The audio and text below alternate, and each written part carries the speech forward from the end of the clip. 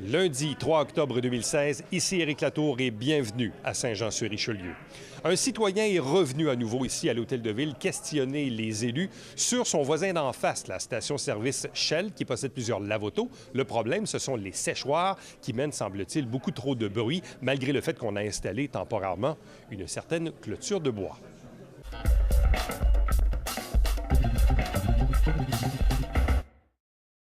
Bonjour, Monsieur le maire. Les vacances ont bien été?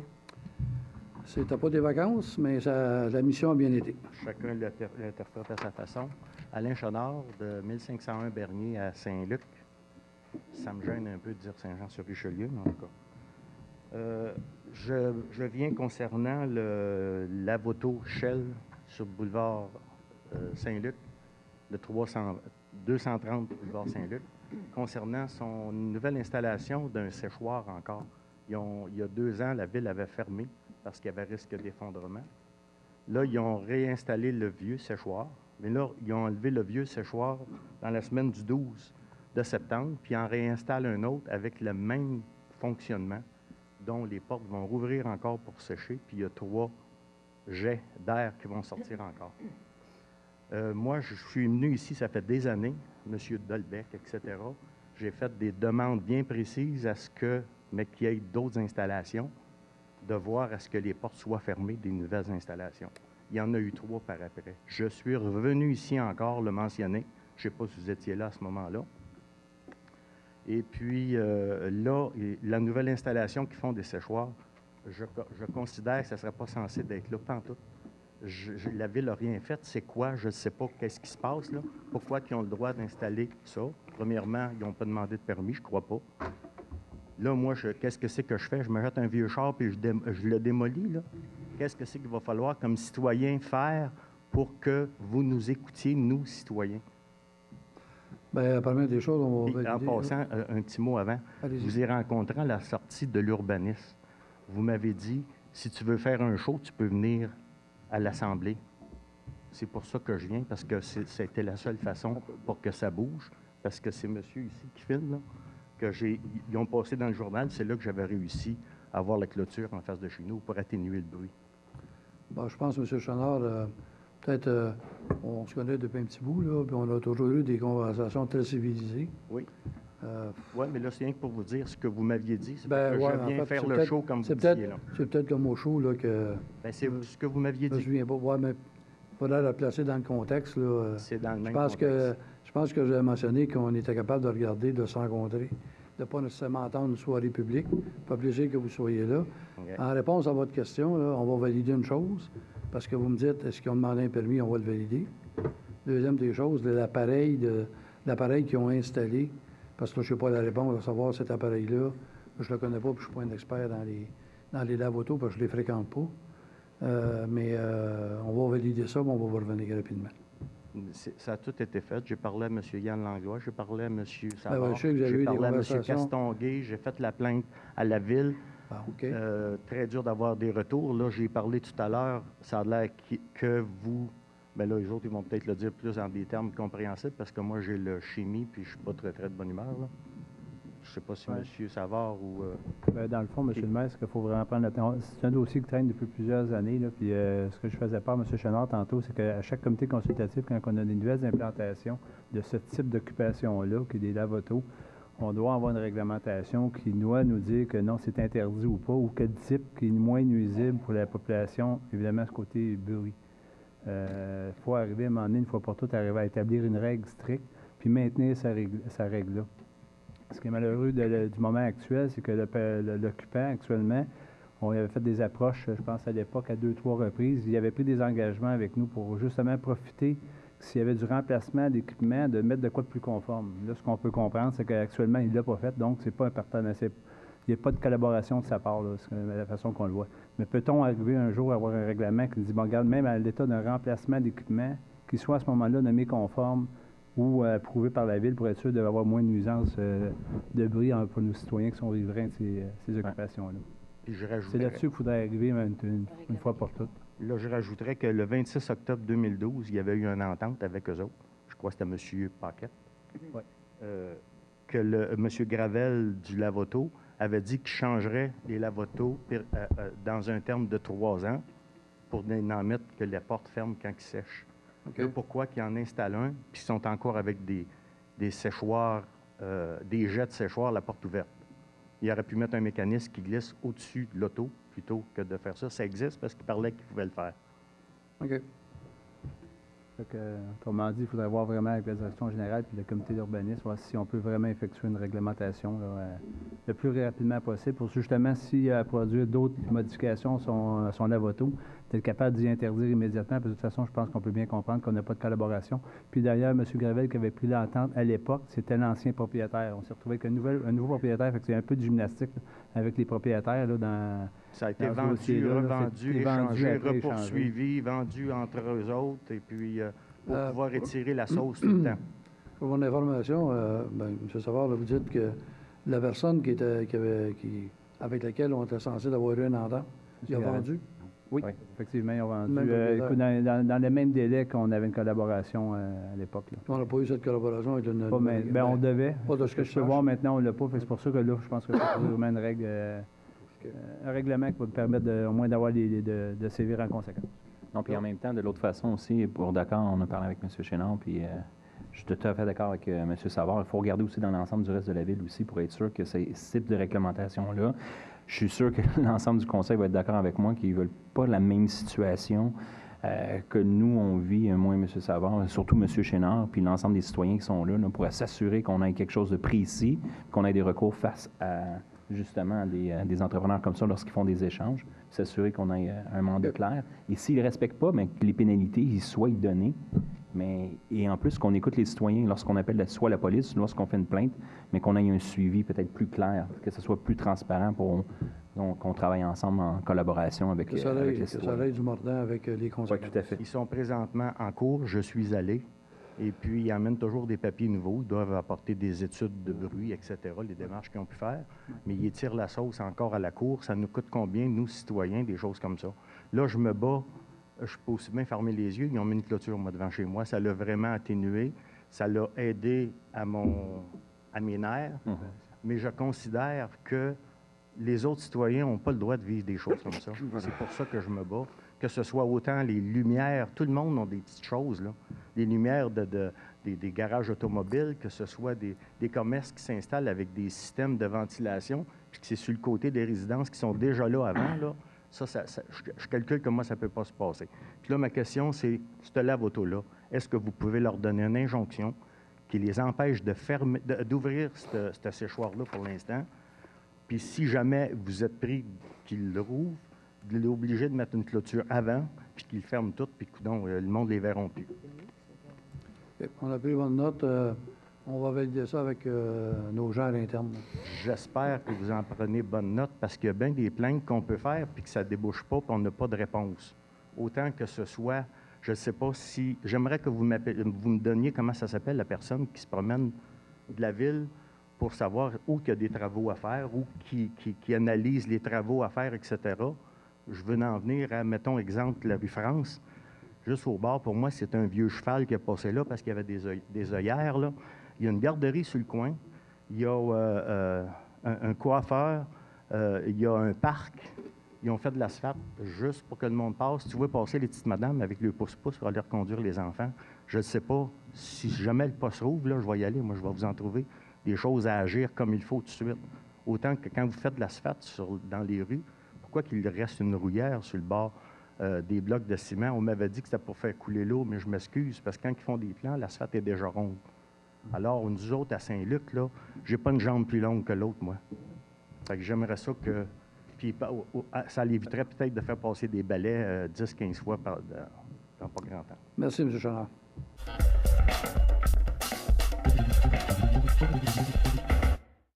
François Blais, 301 Savard. Pour commencer, M. Chénard, l'intervention qu'il vient de faire, j'étais présent quand il l'a fait, puis on a dit exactement la même chose. Il faudrait faire une politique, il faudrait faire ci, il faudrait faire ça. On se ramasse 3-4 ans plus tard avec la même problématique, puis c'est pas réglé. Juste un commentaire.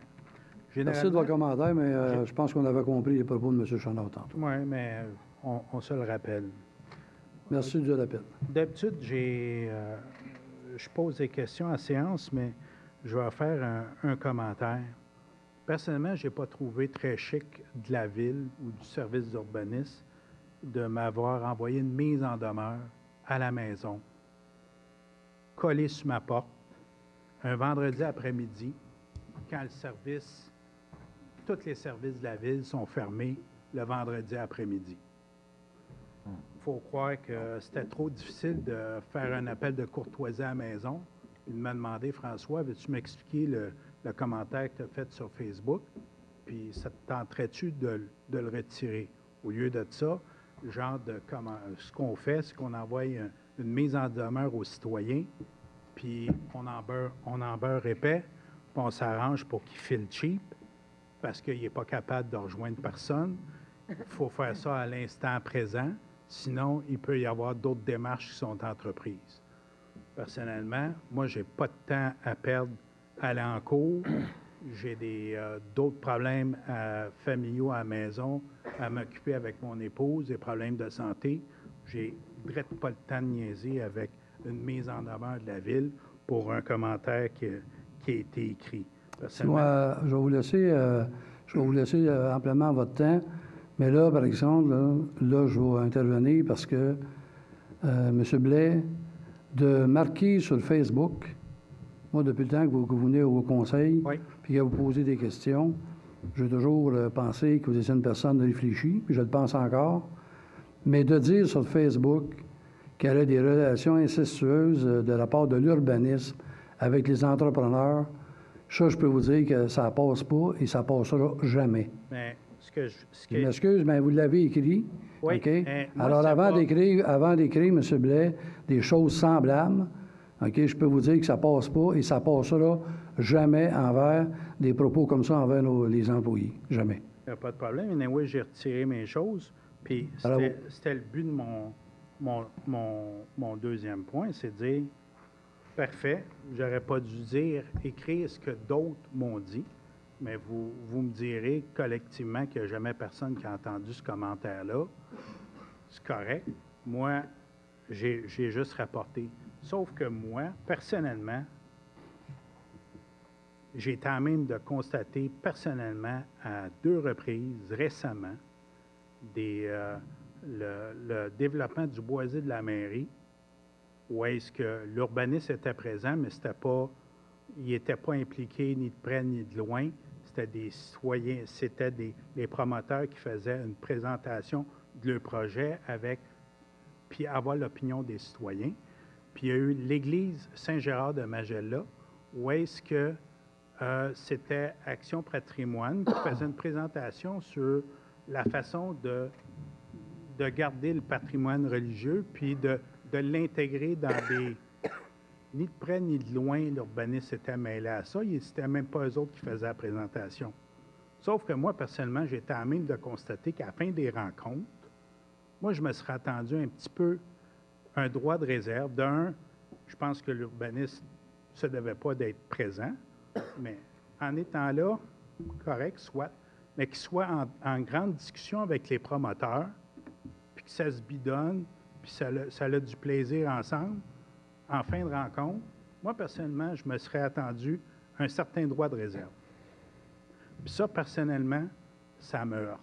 C'est-à-dire, où est-ce qu'il y a des citoyens qui manifestent le désaccord, mais qu'en fin de rencontre, puis la Ville n'est pas impliquée ni de près ni de loin, là, mais le service d'urbanisme est en grande discussion avec les promoteurs immobiliers.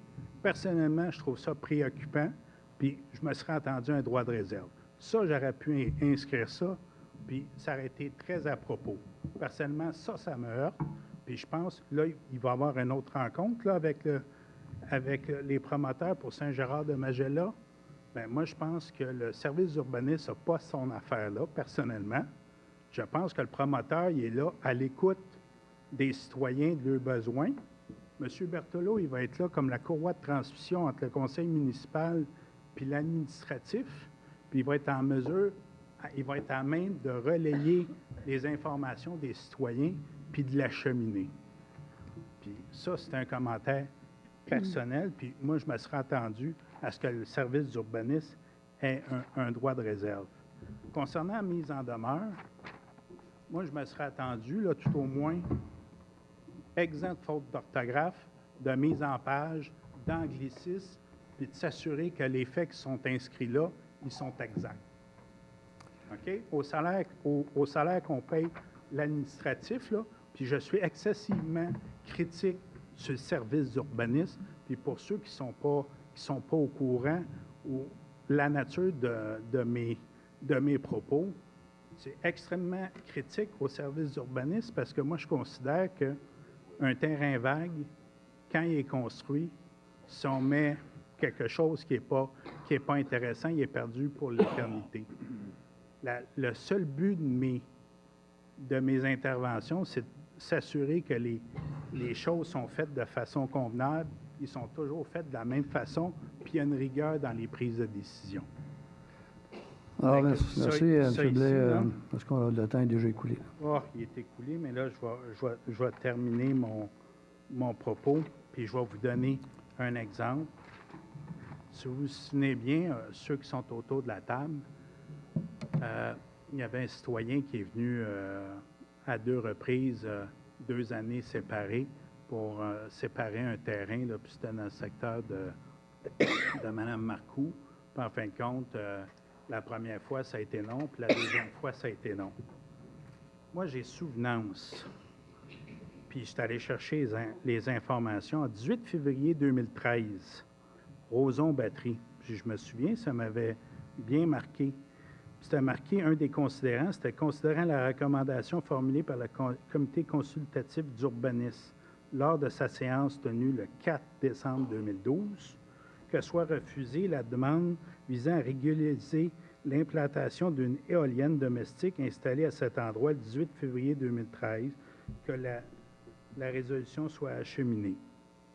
Bon, moi, je trouvais ça bizarre, parce que moi, personnellement, je trouvais ça plaisant. 3 novembre 2014, c'est quasiment 1 an et demi plus tard, Roson-Batterie encore, considérant que cette demande a but pour régulariser l'implantation d'une éolienne installée à cet endroit, laquelle empiète dans la distance à respecter d'une ligne de terrain, considérant les recommandations formulées par le comité consultatif d'urbanisme. C'est le même comité d'urbanisme, 2 périodes différentes, les mêmes conditions, puis on s'entend qu'en 2013, il aurait dû avoir une notice envoyée au propriétaire de la dite éolienne pour lui demander de démanteler l'engin. Ça n'a pas été fait, ça a resté là sur pied, ça n'a pas bougé. Puis là, tout par hasard, considérant la recommandation d'accepter l'implantation de l'éolienne. Fait qu'on est sur 18 mois, la même éolienne, le même comité consultatif d'urbanisme. Puis c'est drôle, on aurait dû enlever, démanteler. 18 mois plus tard, le propriétaire de la dite éolienne a fait une demande au service d'urbanisme, puis là, on l'accepte. C'est ça, quand je parle de consistance dans les prises de décision, c'est ça que je me plains. Puis quand il y a un comité d'urbanisme qui fait des propositions, puis que les conseillers municipaux changent la proposition du comité d'urbanisme, personnellement, ça me heurte. Fait que la seule chose qu'on vous demande, moi, en tant que citoyen, c'est d'avoir une constance dans les prises de décision, puis de faire en sorte. Puis si jamais il y a des commentaires qui ne vous plaisent pas quand je les fais, ayez au moins l'obligeance de m'appeler. Ce n'est pas nécessaire une mise en demeure.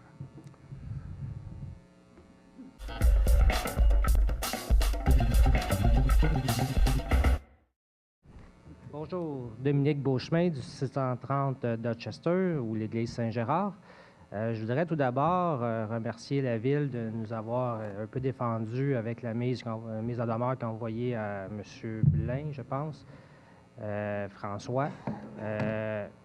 Parce que moi et mes actionnaires, moi, je n'avais pas vu les propos, j'ai juste vu, parce que je ne suis pas un adepte de Facebook, j'ai juste entendu les choses par des clients que j'ai vu mon commerce.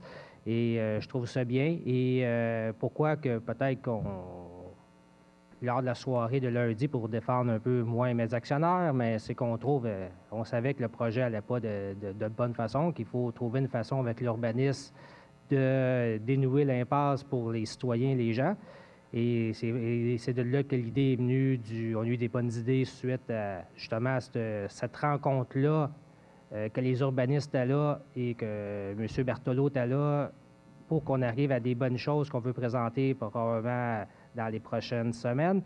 Et je voudrais, par le fait même, pendant qu'on est ici, M.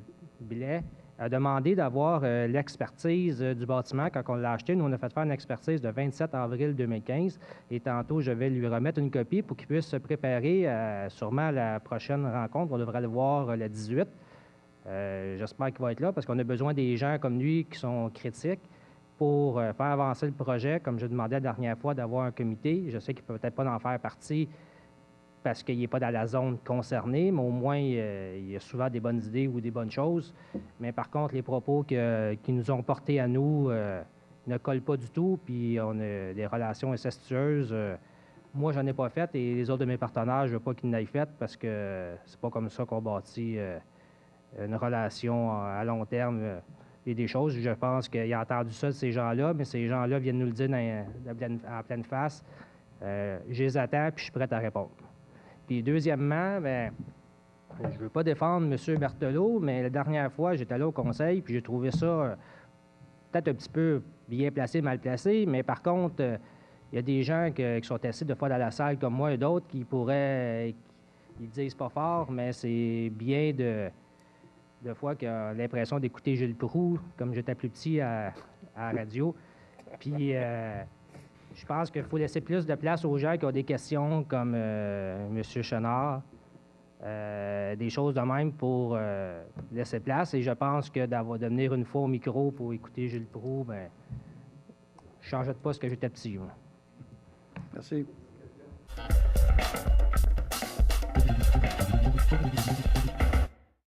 Juste un point pour revenir un peu sur la situation des lavotos, là, qui est un petit peu nuisible dans certains secteurs. Là. Dans la réglementation, je ne sais pas si on va nous revenir là-dessus le plus tôt possible, que s'il y a quoi que ce soit comme remplacement ou modification d'un appareil pour demander soit un type de permis ou une justification envers la ville, que là, à ce moment-là, qu'on pourrait avoir un attachement avec le propriétaire.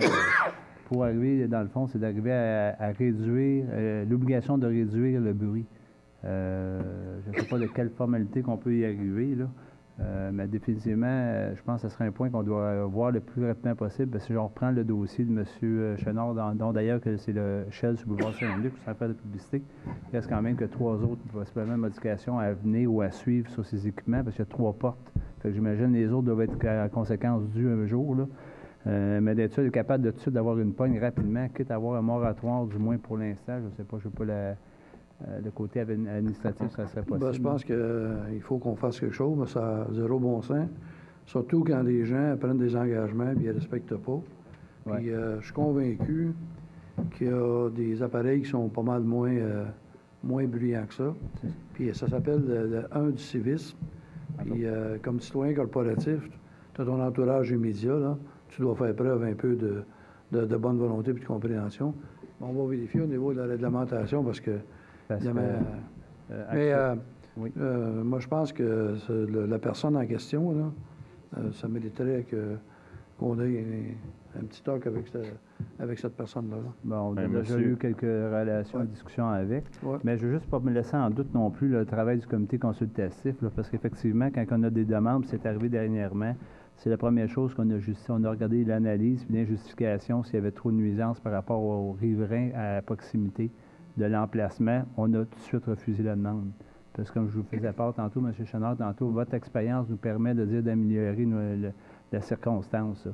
Mais sur des droits acquis actuels, c'est où est-ce qu'on est lié, on ne sait pas comment se faire pour s'en sortir. Là. Mais soyez sûr qu'on va faire une autre démarche pour que ce soit améliorer la situation le plus tôt possible. M. Chenard avait un point tantôt, si vous me permettez, là. Pas nécessairement juste les lave-autos. C'est que si on permet d'installer un commerce à proximité de résidences qui sont déjà là. OK, on le sait, là. Maintenant, quelque part, que tu aies un ventilateur, que tu as de la poussière ou quoi que ce soit, là, avant de donner le permis, parce qu'après ça, ça ne donne rien. OK. La journée qu'on a donné le permis, la personne s'installe, puis après ça, tu veux régler un problème, là, on se lance dans des poursuites, ça finit plus. Là. Exactement. Okay? Fait que c'est avant, en amont, qu'il faut qu'on règle le problème, mais pas après.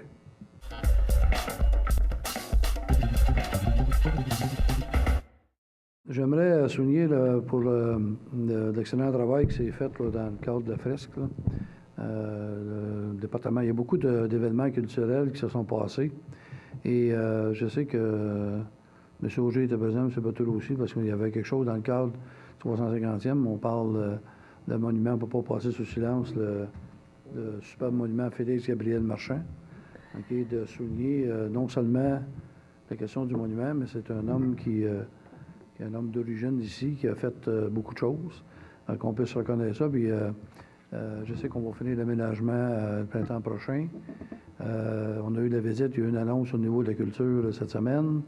Au niveau du musée, il y a beaucoup de choses qui sont faites. La Pont Selby, Trinity Church avance rondement. On parle des rencontres des arts, ça souligne aussi. Je sais aussi que l'aspect, il y a un projet de... je ne veux pas qu'on appelle, je ne veux plus jamais qu'on appelle ça troisième salle. C'est pas une troisième salle. C'est une salle multifonctionnelle. C'est ça, multidisciplinaire, multifonctionnelle, où le souhait est de faire en sorte qu'on regroupe autant que possible se peut nos artistes dans un lieu privilégié dans le Vieux-Saint-Jean, sous un même toit, de faire action, ça devienne un lieu de destination, d'attraction, de promotion au niveau, que ce soit peintre, sculpteur ou autre.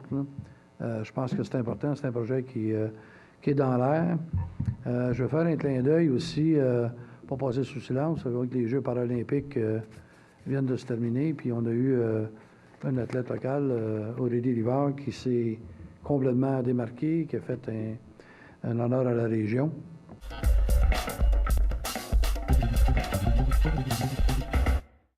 Merci d'avoir été là. On se fixe rendez-vous la semaine prochaine alors que nous allons vous présenter de nouveaux extraits de cette séance du Conseil du lundi 3 octobre 2016. Entre-temps, si vous désirez me joindre, faites-le par courriel à Éric Latour en un mot à commercial tvhr9.com.